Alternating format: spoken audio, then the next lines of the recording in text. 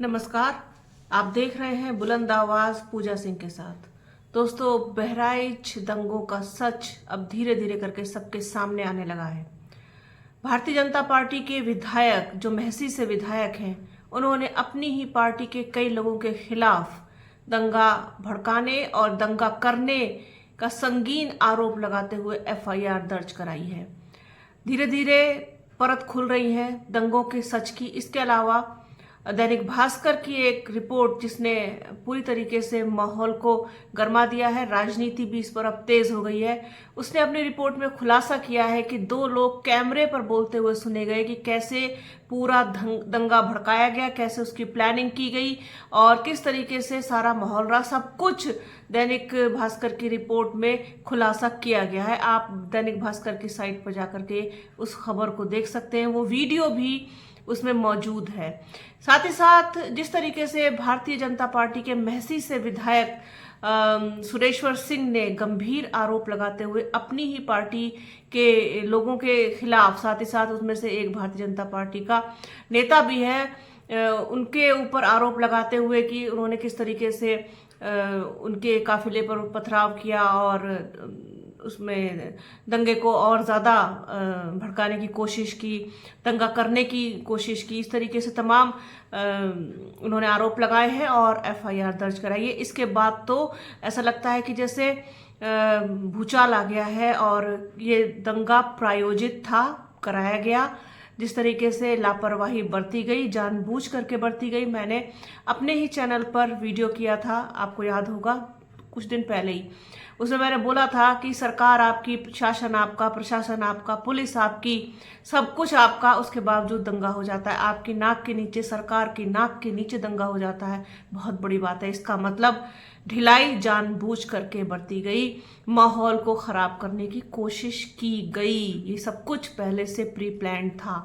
क्या कुछ हुआ है, नया अपडेट, वो आपको बताते हैं।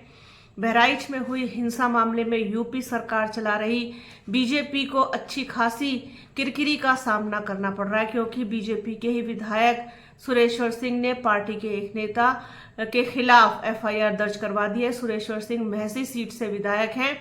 आपको बता दें कि बहराइच में हिंसा जब हुई तो उसमें गोली लगने से राम गोपाल मिश्रा की मौत हो गई थी।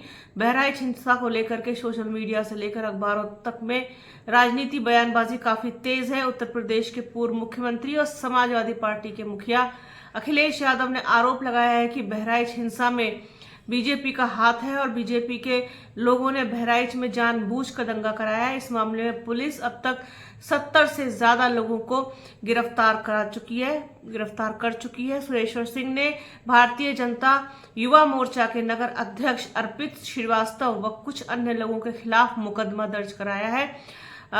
महसी से विधायक सुरेश्वर सिंह का कहना है कि जब वह कुछ अन्य लोगों के साथ प्रतिमा विसर्जन में मारे गए राम गोपाल मिश्रा के शव को लेकर के पोस्टमार्टम हाउस जा रहे थे तो अर्पित श्रीवास्तव और उसके साथ शामिल लोगों ने उनके काफिले पर पत्थरबाजी की और फायरिंग की। बीजेपी के विधायक के द्वारा अपनी ही पार्टी के नेता के खिलाफ एफआईआर दर्ज करवाने के बाद राजनीतिक माहौल बेहद गर्म हो गया है। विधायक ने एफआईआर में कहा है कि अर्पित श्रीवास्तव व अन्य आरोपियों ने उन्हें जान से मारने की नीयत से पत्थर फेंके थे और ये घटना रात 8 से 10 बजे के बीच की है। पुलिस मामले की फिलहाल जांच में जुटी हुई है और इसके लिए इलाके के सीसीटीवी फुटेज भी खंगाले जा रहे हैं। अर्पित श्रीवास्तव के अलावा एफआईआर में अनुज सिंह रैकवार, शुभम मिश्रा, कुशमेंद्र चौधरी, मनीष चंद्र शुक्ल, पुंडरीक पांडे, सुधांशु सिंह राणा और कुछ अज्ञात लोगों के नाम शामिल हैं। इसी बीच समाजवादी पार्टी ने ट्वीट करके कहा है कि नेता विरोधी दल माता प्रसाद पांडे बहराइच जाना चाहते थे, लेकिन योगी आदित्यनाथ सरकार ने उन्हें वहां जाने से रोक दिया। समाजवादी पार्टी ने मांग की है कि नेता विरोधी दल को जिले में जाने की अनुमति दी जाए। बहरहाल 9 दिन के बाद महाराजगंज में अब माहौल धीरे धीरे सामान्य होता हुआ तो दिखाई दे रहा है। चौक चौराहों पर पुलिस पूरी तरीके से मुस्तैद है और सभी लोगों पर नजर रखी जा रही है। हिंसा के बाद कई दिनों तक पूरे इलाके में सन्नाटा पसरा रहा, लेकिन अब जनजीवन पटरी पर लौटने लगा है। पुलिस ने तमाम इलाकों में सुरक्षा व्यवस्था सख्त कर दी और कहा है कि कानून व्यवस्था से खिलवाड़ करने वालों के खिलाफ सख्त से सख्त कार्रवाई की जाएगी। तो यह है पूरा मामला। इसके साथ ही साथ दैनिक भास्कर में भी बड़ा खुलासा किया है। वहां पर 2 युवक दैनिक भास्कर के रिपोर्टर से बात करते हुए सुने जा सकते हैं कि वो किस तरीके से पूरी प्लानिंग बता रहे थे। पुलिस को 2 घंटे के लिए हटाया गया, पुलिस ने अपनी नजरें हटाई, पूरा मामला सेट किया गया। उसके बाद हरी झंडी दी गई दंगे को भड़काने के लिए और उकसाने के लिए। गाड़ियां फूंकने से लेकर आगजनी करने से लेकर और हिंसा करने तक की सारी बात उन्होंने कबूल की है। मुझे लगता है कि जिस तरीके से अपने स्वार्थ के लिए जानबूझ करके एक धर्म विशेष के खिलाफ एक साजिश की जो बू आ रही थी, वो कहीं ना कहीं सच होती हुई अब दिखाई दे रही है। प्रतिमा विसर्जन को जानबूझ करके उधर से लेकर के जाना, उकसाने वाले नारे लगाना, डीजे पर आपत्तिजनक गाने बजाना, गालियां देना, साथ ही साथ माहौल को खराब करने वाला वो सब कुछ करना जो बैड एलिमेंट्स कर सकते हैं, वो सब कुछ किया गया। साथ ही साथ इसमें भी ताज्जुब नहीं होगा कि माहौल और ज्यादा खराब हो तो किसी की जान भी ले ली जाए। कुछ नहीं कहा जा सकता। गोली राम गोपाल मिश्रा को कहां से लगी, किधर से लगी, किसकी गोली से उसकी मौत हुई, और जिस तरीके से पोस्टमार्टम रिपोर्ट में भी खुलासे हुए कि किसी भी तरीके का 3rd degree torture Ram Gopal Mishra को नहीं दिया गया था।